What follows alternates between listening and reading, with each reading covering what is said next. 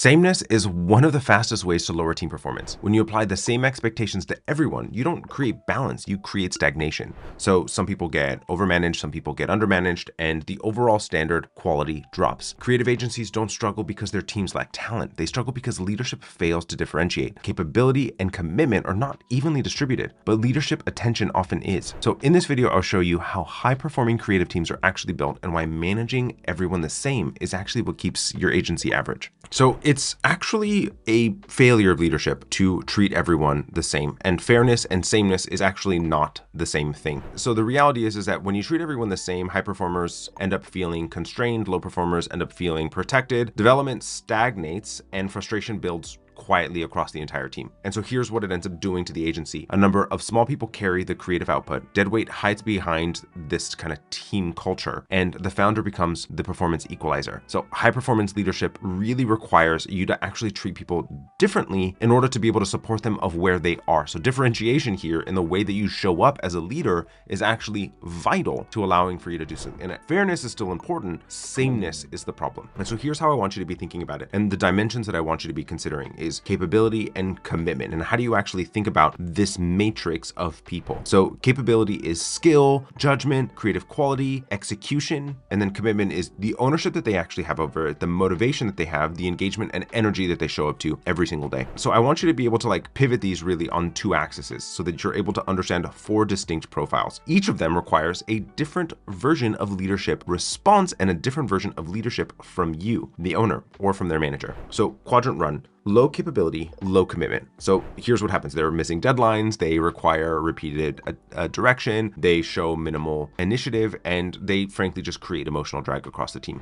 We need people committed and being able to actually perform. They consume a disproportionate amount of attention from the team. They actually drain team morale, and they quietly normalize low standards across the entire team. So here's what you need to be doing differently, and here's the correct approach of how you should be managing this specific quadrant. Immediate clarity to the expectations of how you expect them to show up, a short performance window of when you expect for them to meet those expectations, and specific measurable improvement. So not black, it needs to be very black and white in I performed it, I did the thing, or I didn't, and not this area of gray. They need to be fully measurable, and here's the thing that you need to do. And then decisive action if no change. So that may be a PIP, and that may be just a termination. And you need to allow for the reality of the people that you elevate and the people that you terminate are actually creating your culture. Maturity in this moment means protecting the team standard and protecting the rest of the team. Tolerating underperformance lowers the ceiling for everyone across the entire agency. All right, quadrant 2 is high commitment, low capability. So this person shows up eager, they're positive, they're coachable, and yet they're just not strong enough technically to actually do the work. And so the error that I see happen, and I've done this myself too, is that we assume that attitude actually compensates for lack of skill indefinitely. It doesn't. We actually need high performers and people that are committed too. And so why this ultimately matters is they want to contribute and they want to become, they can actually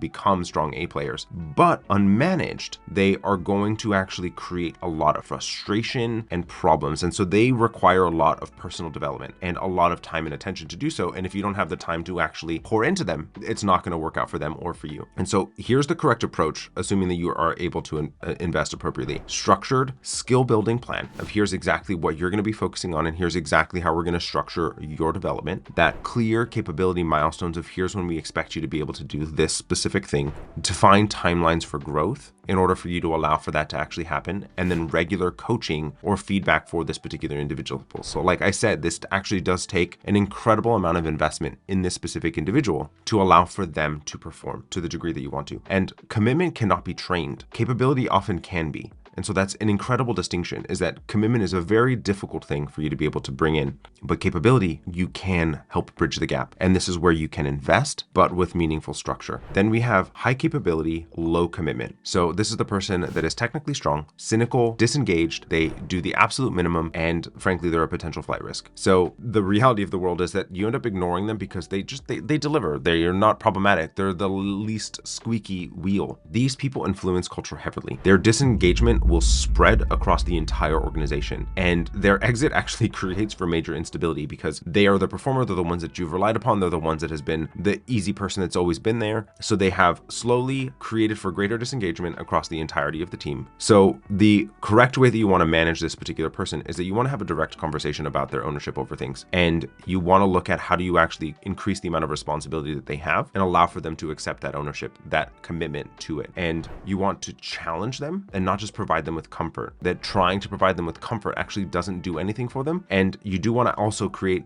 greater visibility and recognition. So when they do great things, you want to give them greater visibility and greater recognition because that increases the amount of commitment. High capability without commitment is frankly wasted leverage. And you want to be able to allow for things to change on what exactly is the thing that is creating for that disengagement and lack of commitment. Is that something that is recoverable? Is that something that you can actually shift or change? And your job is to re-engage them or ultimately let them go if you cannot do so. And then quadrant 4 is the high capability and high commitment, your true A players. They exceed expectations, they are proactive, they raise the standard, and they influence others around them positively. Why this really is important is that they drive up to 80% of the real progress that's happening across the organization. And they shape culture silently without recognition. And frankly, those A players are the ones that are ultimately poached and recruited against constantly. Those are the type of people that people are looking for, and they're trying to find those individuals.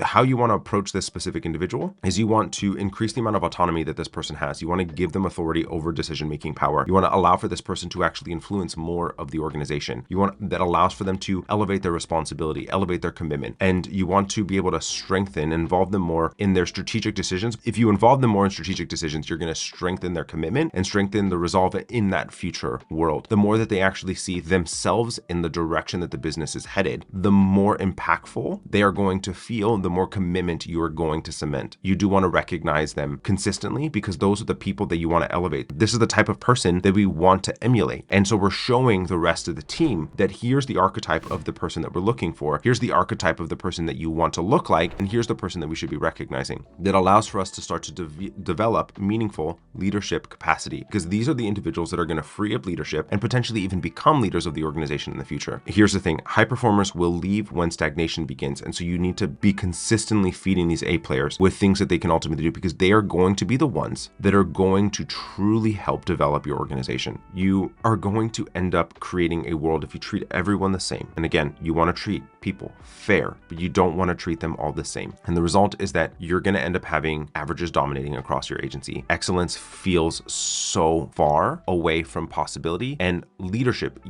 your energy is going to fragment and ultimately drain. And high performing teams are created. They are not accidental, and you have to be meaningful around how exactly you go about this. High performance inside creative agencies is rarely based on talent alone. It's about decision quality, leadership discernment, energy allocation, protecting standards. And so when you manage differently based on capability and commitment, your team output is going to stabilize, but at a higher echelon. Your stress as the agency founder is going to drop. Your culture is going to strengthen around the idea of being a top performer, those A players. And growth, frankly, becomes a lot more predictable because you're able to continually do this inventiveness, this forward progression, this momentum becomes inevitable. When you stop treating everyone the same, your leadership becomes sharper, your standards rise, and your team performance stabilizes, but at a higher echelon. But managing differently is only step one. The bigger question is, how do you build a team where high capacity and high commitment aren't rare? They're the norm. That's where talent density comes in. Go watch my video on how top creative agencies build elite teams without hiring more people. I'll show you how high performing agencies structure their teams so excellence becomes the baseline, not the exception.